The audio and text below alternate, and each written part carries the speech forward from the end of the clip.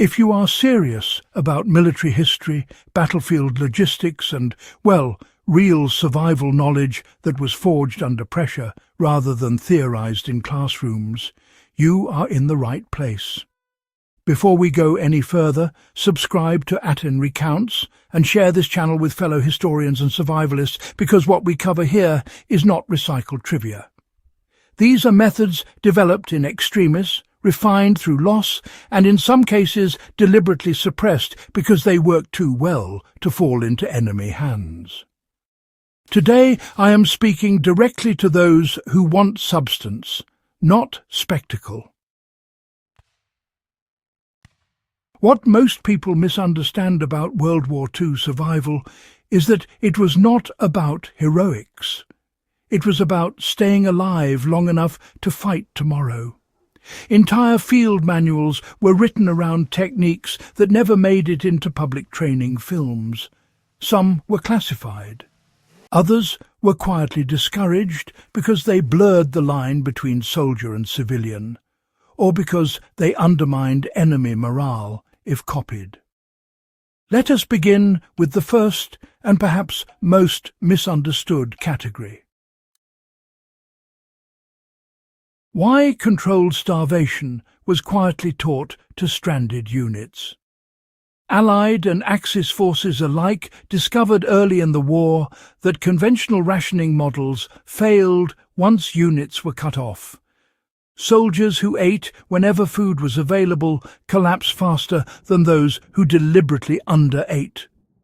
Certain special operations units were instructed to consume minimal calories for the first 72 hours of isolation, allowing the body to enter a controlled low-energy state rather than a crash.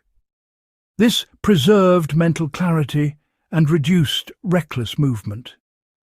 In modern terms, this resembles short-term caloric restriction combined with hydration discipline. The practical application today is straightforward for survivalists. If stranded without resupply, resist the urge to eat everything immediately. Hydration and electrolyte balance matter more than calories in the first phase. Now, let's consider how silent fire methods were kept out of standard infantry training. Fire, of course, provides warmth, food, and, well, boosts morale, but it also, unfortunately, gives away your position. During the Second World War, several units developed near-smokeless fire pits, using things like soil layering, trench airflow control, and low-resin fuels. These techniques were known, yes, but not widely taught, simply because they required patience and, honestly, a fair bit of training time. A soldier who could, say, heat water without producing smoke could actually survive behind enemy lines far longer than anyone might expect.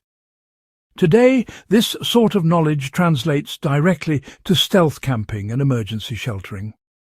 Just by digging shallow airflow channels and using mineral-rich soil as a heat diffuser, you can dramatically reduce visible smoke.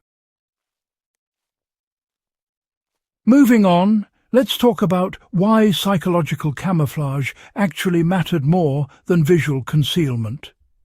One of the least discussed survival tricks involved, well, behavior rather than any sort of equipment. Soldiers were trained to move, rest, and even appear defeated in ways that would discourage enemy pursuit. Feigned disorganization, predictable mistakes, and even showing visible fatigue could signal to the enemy that you were a low-value target. Now, this wasn't cowardice. Far from it. It was survival psychology. Applied today, this concept is really quite relevant in urban survival or evacuation scenarios. Drawing less attention can often be more valuable than physical concealment. And avoiding those patterns that signal panic can, in fact, reduce confrontation and risk.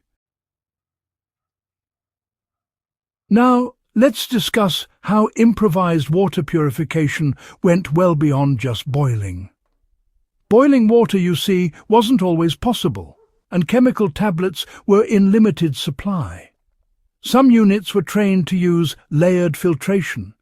This involved cloth, charcoal from previous fires, sand, and a bit of patience with time-based settling. The key here was understanding that removing particulates first made any later purification much more effective. This knowledge was, well, somewhat restricted, as it reduced reliance on issued supplies. For modern survivalists, the lesson is all about methodical purification. Filtering debris before using chemicals or heat treatment significantly improves outcomes and really reduces resource use. Now, why were soldiers trained to sleep in fragments rather than in full cycles? Well, traditional sleep doctrine just, collapsed under the strain of artillery bombing and those relentless night operations.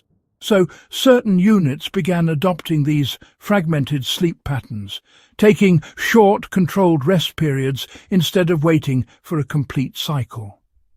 This approach, it actually preserved reaction time and reduced the risk of mental breakdown.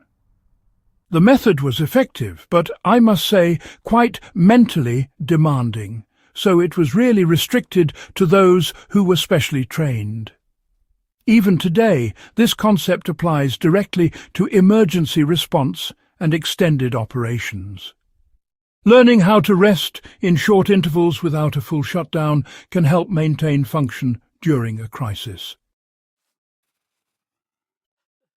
Let's talk about how battlefield scavenging was both systematized and, suppressed.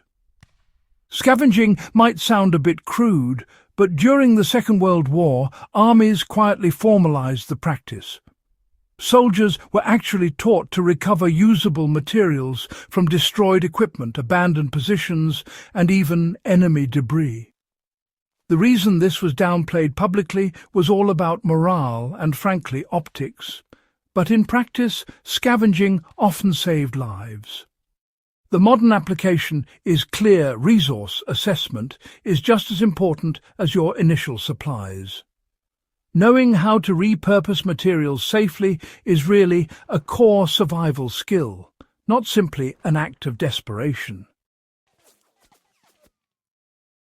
Why, you might wonder, was weather prediction by observation still taught, even with all the advances in technology?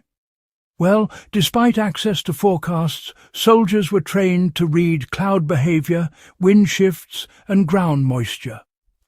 Radios, after all, failed. Forecasts often lagged behind reality. Units that could anticipate the weather avoided exposure and ambush. This knowledge was never glamorous, but frankly, it was effective. Even today, learning basic environmental indicators remains invaluable for outdoor survival and disaster preparedness, especially when technology fails. Now, let's talk about how emotional detachment was, deliberately cultivated.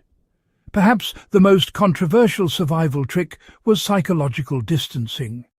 Soldiers were trained to limit emotional reactions to loss, fear, and even success. This was not about permanent numbness, but rather situational control.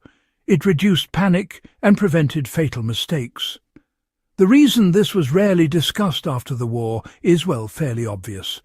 Applied carefully today, emotional regulation under stress is critical in emergencies. Training the mind to delay emotional response can, quite literally, preserve decision-making when seconds matter.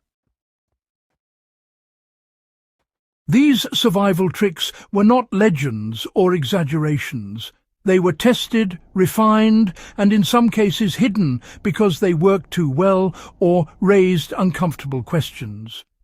If you are studying the Second World War not as a story of battles, but as a laboratory of human endurance, then these lessons truly matter. If this depth of history and practical insight is what you value, Subscribe to Atten Recounts. Share this video with someone who takes history seriously and help keep this knowledge alive. The past only stays useful if we study it honestly and apply it wisely.